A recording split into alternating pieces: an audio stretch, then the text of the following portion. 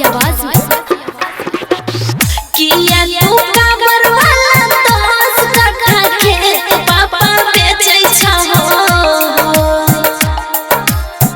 किया तू काबर वाला दोस्त कटा खेत पापा बेचै छ पापा भेलै कोन कसूर हमरा बेचै छ पापा भेलै कोन कसूर हमरा बेचै छ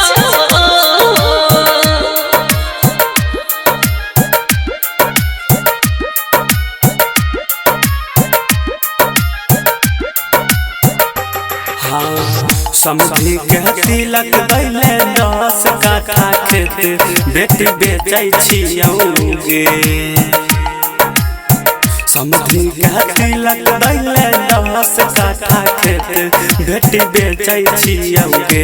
गे बेटी करबही जंग सूद तोरा बेचै छियौगे।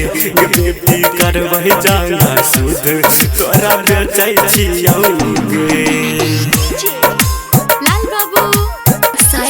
स्टूडियो दिल्ली पापा भेलै कोन कसूर हमरा बेचै छ बेटी करबही जंग सूद तोरा बेचै छियौगे।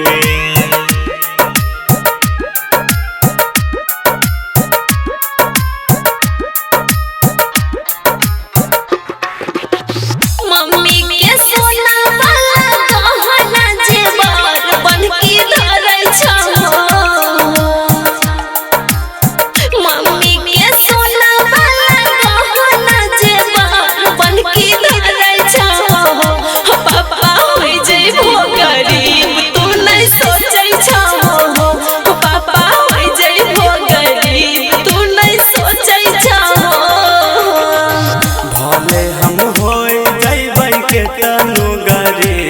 बेटी करे पड़तै गे भले हम हो जैबै के तनु गरीब ऐसन करे पड़तै गे। गरीब बेटी के कुमार के ना रखे पड़तै गे।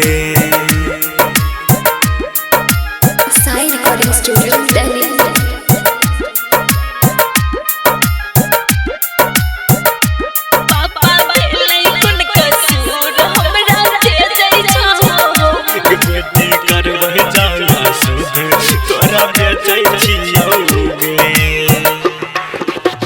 भैया धीरज नीरज के ओही रे नगर पापा रखै छ